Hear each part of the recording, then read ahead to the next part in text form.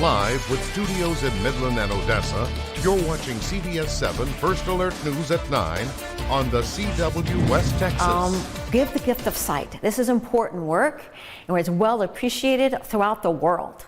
So one little pair of glasses may not seem like much, but it can change someone's life. The Texas Lions Eyeglass Recycling Center, standing since the 90s in Midland, has been a beacon of hope for countless individuals all over the world. We give you a look at the work they're doing in just a few minutes on CBS 7 News at 9. Thanks for joining us for CBS 7 News on the CW, and thanks for joining us live on the CBS 7 YouTube. I'm Lauren Munt, and we start tonight tracking crime. This man, Jesus Fabian Rodriguez Scoble, has been charged with theft of petroleum products over $10,000 and under $100,000. According to the Midland County Sheriff's Office, deputies were called out to a petroleum theft after a tractor truck hauling a water tanker took crude oil from a tank battery without the consent of the oil field company. Deputies pulled Scoble over and found that he had stolen about 34 barrels of crude oil. And it wasn't the first time he had done it. He had 2 warrants out for his arrest for the same charge in Glasscock County. In your oil and gas news, you'll remember yesterday we told you about the Biden administration reportedly considering an overhaul on approving natural gas exports. This morning, at least 4 of those export projects were paused, while the federal government completes a review of exports to foreign nations. Officials say there was an increase in U.S. liquefied natural gas exports to Europe following Russia's war in Ukraine. The months-long review will examine whether producers are sending too much gas overseas instead of using it at home to help power the electric grid. The pause will not affect already authorized projects, and President Joe Biden tied to the move to the climate crisis, saying his administration will take a hard look at the impacts of some of these exports on energy costs, security, and the environment. Representative August Pfluger issued a statement on the export pause, saying in part, quote, U.S. LNG helped Europe through a potential energy catastrophe following Russia's invasion of Ukraine. And we must not underestimate the important role U.S. LNG cargoes played in handicapping Putin's efforts. End quote. You can read his full statement up on our website, cbs7.com. We're going to talk your weather forecast now with meteorologist Sawyer McElroy. Sawyer, we saw a little bit of showers earlier today. Are we going to see those again throughout the weekend? Well, the good news is, Lauren, those showers are rolling out of the area and our weekend is looking absolutely gorgeous. We have cooled down a little bit out there, 30s, 40s, 50s, and 60s across the state at the present time. Closer to home, we're seeing those temperatures in the 40s and 50s still. Marfa's down to 39 at the present time. Feels like 47 in Midland, 48 in Odessa, still hanging on to 55 in Presidio. We had some gusty winds earlier today, but those winds, for the most part, have calmed down anywhere between about 10 and 15 miles per hour. Satellite and radar, like I said, the showers pushing out of the area east of the Big Spring region at the present time, just dealing with a little bit of cloud cover out there tonight.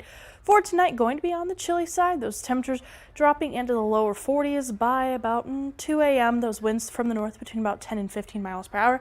And here's your weekend forecast, a little bit cooler for our Saturday as a cold front's rolling through the area, but warming back up and lots of sunshine expected for the weekend. Thank you, Sawyer. In your education news now, we've got an update for you on the CIC bond that was passed in November. The project's already started in the classrooms. Once the 2023 bond was passed by Ector County voters, ECISD started researching and ordering these interactive boards. They connect to the teacher's computer and are touch sensitive, allowing the teacher to navigate from the board instead of behind the desk. The feedback the district has received from the teachers with the new board has been positive, and it keeps the students more engaged with the lesson.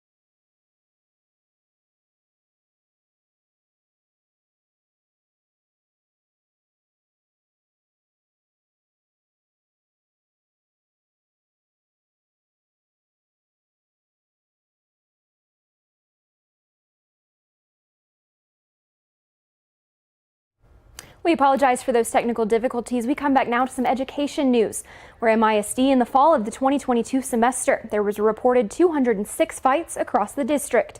In the 2023 fall semester, those fights dropped by 2/3, and there were only 127 fights reported on school grounds. Before the school year started, a letter was sent to all parents to remind them of the student code of conduct, stating starting today, students who display disrupting behaviors such as fighting, cursing, or showing aggression towards staff or other students could be moved to a disciplinary campus for a month or more. This behavior will not be tolerated, end quote. Sending that reminder has helped across campuses, with these policies being enforced more heavily. Legacy freshman principal Jared Andrews has been able to see a change in the school. Andrews and the rest of the district hope to see those numbers drop even more. These are the expectations of what we need you to do while you're a student at Legacy Freshman. And, and then if we have any of those students that decide to, kind of toe that line or cross that boundary, on our end, it's just the follow through of implementing the consequences when needed. Andrews and the rest of the district hope to see those numbers drop even more. We have a developing story for you now, where an Odessa High student was hit by a truck after school today. OPD has confirmed with CBS7 and says the student was trying to cross Golder Avenue before he was hit. The student was taken to a hospital with non-life-threatening injuries. We're looking in the community now. For over 100 years, the Texas Lions Eyeglass Recycling Center has been collecting used glasses to turn into usable eyewear for those in need. Operating with a global perspective, the center sends eyeglasses to over 50 countries, catering to all sizes for both adults and children. The process is simple, yet impactful. We receive the glasses, they're shipped here or they're dropped off here. We do a rough sort, and then we do a final sort where we're getting the prescription off of them. We fill the mission order and we ship them out. The club has thousands of glasses that need to be separated in order to fill the orders, work that gets done by volunteers at the Texas Lions Eyeglass Recycling Center. And Dancing with the West Texas Stars returns. 11 duos will take the stage tomorrow night. A mixture of local business leaders and professional dancers will showcase West Texas some dance moves. The stars that will be taking the stage have all choreographed their routine, picking their songs, and performed in front of other West Texans. For those involved, it's a great chance to help raise money for a good cause and also learn a couple new dance moves. It is such a great opportunity to connect with people in the community, reach out to people who maybe like a show but haven't ever learned about the Crisis Center, and bring them in and educate in a really, really fun way, and give folks who do support us a chance to give back in a really, really celebratory, exciting way. Last year, they were able to raise $345,000, and they hope to beat that record this year. All the funds go towards meeting the needs of survivors of domestic or sexual abuse. I'm just excited to see how much money it's going to raise. But I think that there's going to be a night full of surprises and a lot of good times to be had here. The event begins at 7:30 tomorrow, and the award ceremony will take place at the Marriott. There will be music and food at the after party. Across West Texas, we've been telling you about the West Texas Rehab headquartered in Abilene. Every day they see about 800 patients, and each one is as unique as the reason they came to the facility. The center has been around for over 71 years and encompassed people across Texas and beyond. Yesterday, we introduced you to a 17-month-old Bella, but children aren't the only patients seen. Today, we want you to meet a man and his wife whose lives were turned around in a single day. Well, it started on the morning of May 5th, Cinco de Mayo. Jesse went in for a routine procedure at an outpatient clinic, and everything was just a regular day. Something happened during that procedure, and he came out with, when I walked in and saw him after the surgery, he could only look to the left and was just unable to move or speak. After receiving treatment at a couple of hospitals, the Brooks found their way to West Texas Rehab. We grew up here, but we just thought that the rehab was for children. We just really didn't know how phenomenal this place is. And so we came, and from the moment we walked in, Everyone was just so helpful, and they gave us lots of great direction and wisdom and encouragement. Yeah. He has made phenomenal progress, Yeah. and the staff is amazing. The therapist, they work with him very personally, and I know they do it with each patient. Yeah. This couple has been coming to West Texas for 5 months and say they have personally observed not just the care given each person who walks through the doors, but the hunger of the staff for more education and knowledge to do their jobs.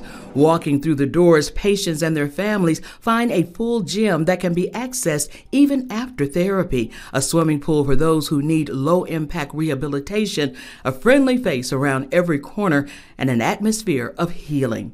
That healing extends to caregivers and family members, even into the school system to assist students with special needs through adulthood. Just if people could participate in the telethon to provide for people that don't have the money or the support, they find a way for you. I know the therapists make phone calls to other places and try to support any way that they can. They make every effort to help everybody, whether you are financially capable or not. So people donating, participating in the telethon is just, they just have no idea. CEO and president of West Texas Rehab, Steve Martin, says every year their most common donation is $25 or $30. He says the big donations are appreciated, but it's people who have a little bit and just want to help out. He says you never know when you or someone you know are going to need help. So he says that you can pay it forward and support the rehab center. Tara Bates, Gray News. The telethon begins tomorrow, Saturday, January 27th, and it can be viewed right here on CBS7 from 7 until 10 p.m. You can also watch our CBS7 First Alert News at 10, then join the telethon again from 10:35 to 12 a.m. We're looking at some travel news now, where tonight Boeing 737 MAX 9 planes are flying again for the first time in 3 weeks. They were grounded after that scary incident where a door plug ripped off mid-flight. CBS's senior transportation correspondent Chris Van Cleve has the latest. Cleared for takeoff, the first Boeing 737 MAX 9 is back in the air. A nearly full Alaska Airlines Flight 1146 leaving Seattle for San Diego this afternoon, 3 weeks after a door panel blew out on another Alaska MAX 9 mid-flight. Virginia Cavani will be on board. She's traveling to see her family. Thoughts go through your mind, but you have to hope that people learn from their mistakes. The FAA grounded 171 MAX 9s, while the NTSB investigation focuses on whether the 4 bolts holding that door panel in place were properly installed. Loose bolts were also found on several other MAX 9s.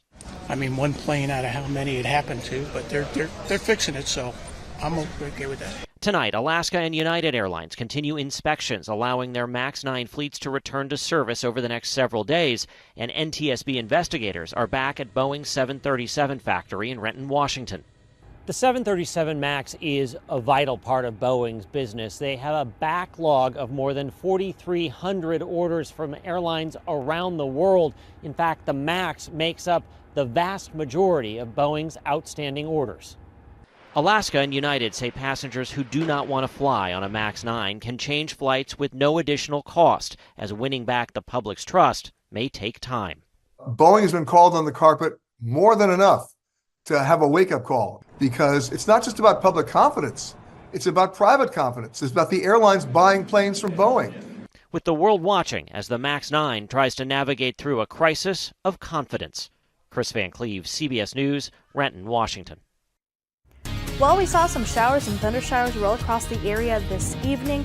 However, those have pushed off to our east, and we're looking at a wonderful weekend ahead. I'll have all the details and what to expect coming up after the break.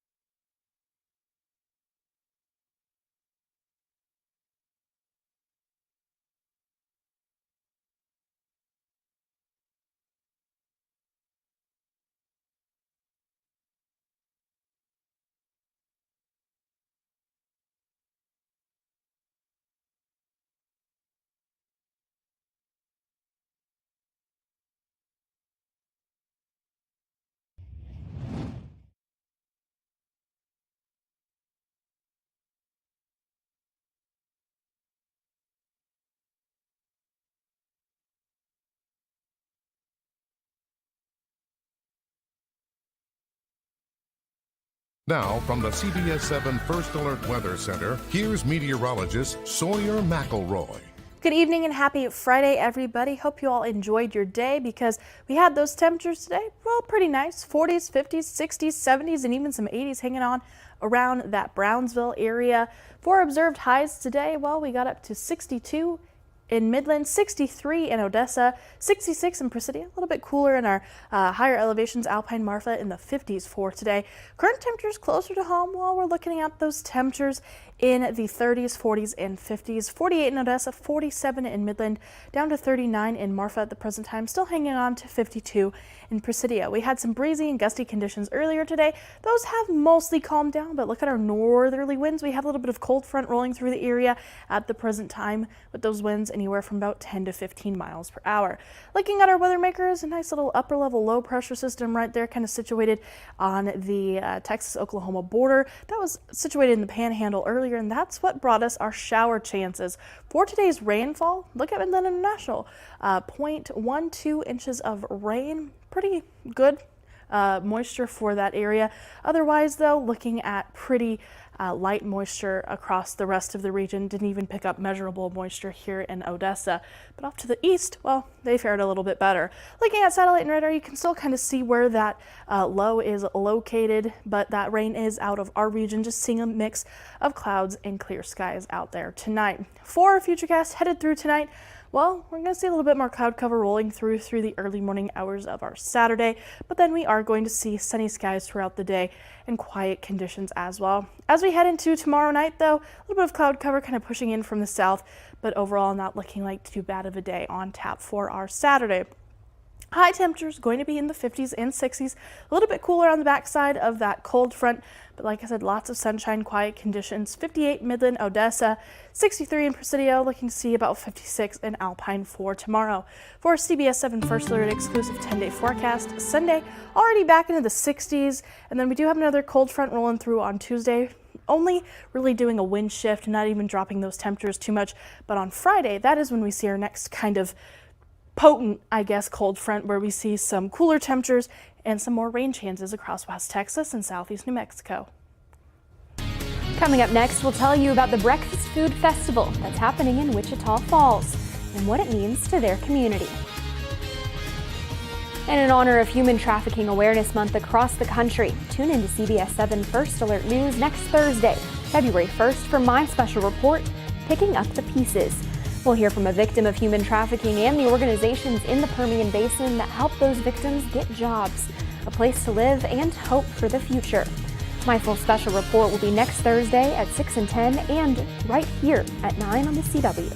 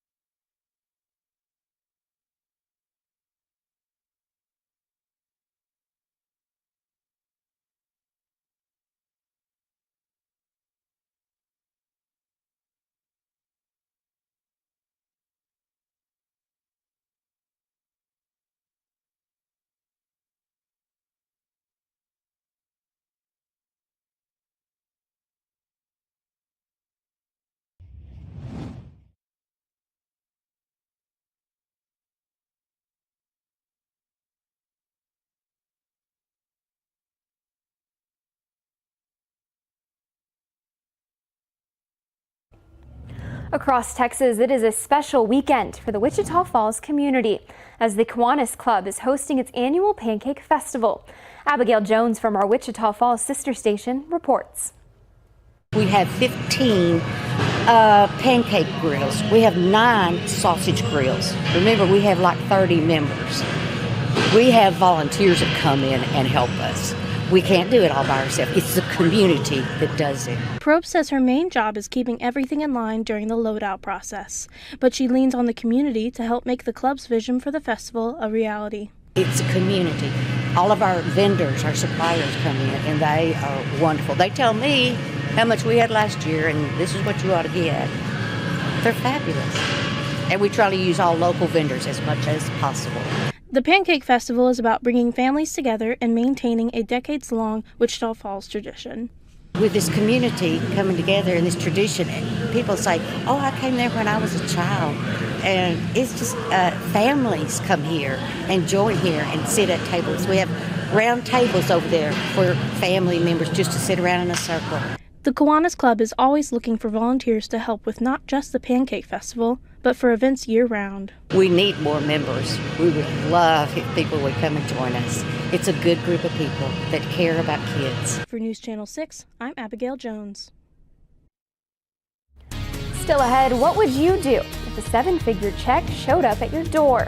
That's what happened to one actor who was recently mistaken for Tom Holland. How the incident happened next on CBS7 News at 9.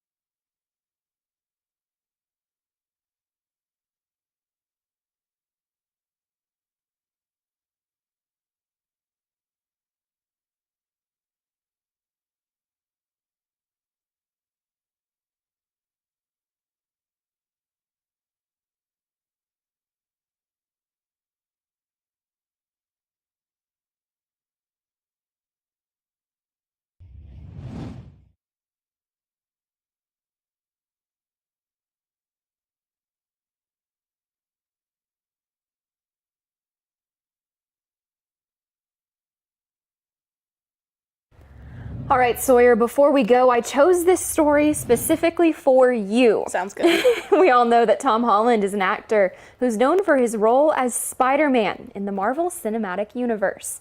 But what about Tom Hollander? Do you know a Tom Hollander? He was actually in Pirates of the Caribbean. He Oh, was, really? Lord Beckett. I didn't know that. Yes. Oh, well, I know who he is. He's a fellow British actor, just 2 letters off, and they look nothing alike. Hollander recently revealed that he sometimes gets confused for the younger actor. And he said when he was briefly with the same agency as Tom Holland, the accounts department accidentally emailed him the first box office bonus for the Avengers. a movie that he was not in. Hollander joked that the seven-figure sum really brought him down a peg, really realized his star status there. He's still, he was in Pirates of the Caribbean. Now that you say that, those I've are very seen him. big. Those are great that's movies. a very big franchise. Yes. I always love watching Pirates of the Absolutely. Caribbean. And I also always love watching Spider-Man, the Spider-Man movies. We were just talking, the director of the Spider-Man movies actually went to my high school. So that's a little, the coolest little story fun I've ever fact heard. That's there. awesome. But yeah, I want to get a check from somebody else that's I know, seven-figure. I don't know if I would be as nice to give it let them know that it was I'd be like, not yes, me. I am think Tom would- Holland. yeah, Thank you, I guys. think I would accept that I am Tom Holland if I was given a check for I just legally seven change figures. my name and be like, Tom Holland. I might do that as well. Well, thank you for watching CBS7 First Alert News at 9. We've got more news coming up tonight at 10.